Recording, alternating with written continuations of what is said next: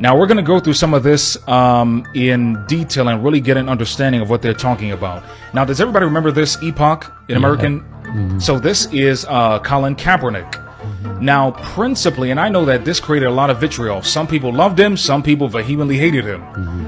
Now, principally, him bending the knee, this is protected by the Constitution, but a lot of Christians were saying that this was wrong and all of this. Now, notice, this is a man by the name of C.P. Bowman. This is a very, as it were, prolific Christian writer around the turn of the 20th century. Very interesting what he says. So he says, there is nothing divine about the flag.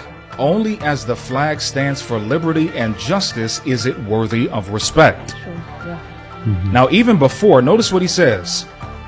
We give our heads and our hearts to God in our country, one language, one flag. Bending the knee is in reverence is an act of worship. Hence, it is an act that might very properly be refused on religious grounds.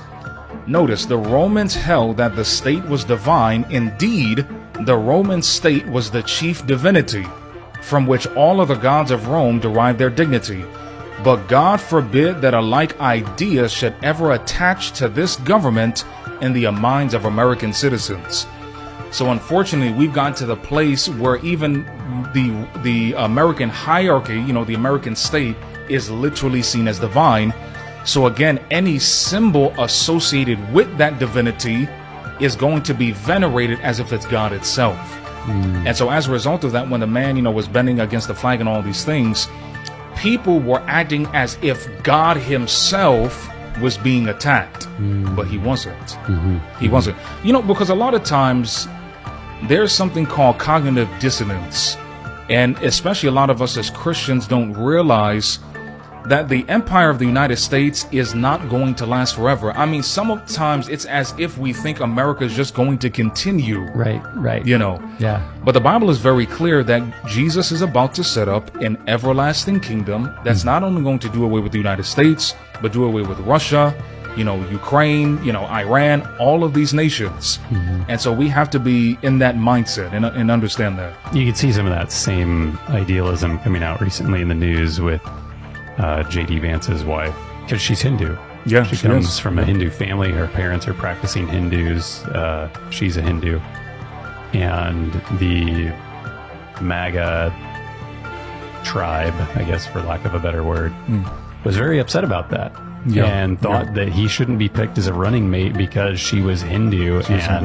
They were making very pointed comments about, she's not even Christian. Yeah. She's clearly Indian, as in from India, her cultural heritage.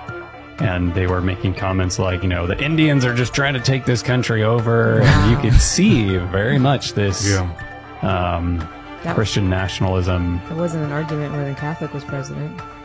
No, it wasn't. Yeah. And the frustrating thing is when you're looking at all of this, these are smart people that put out documents like, Mandate for Leadership, which is what, helped engineer Project 2025. Christian nationalism, all of this. These are smart people, right?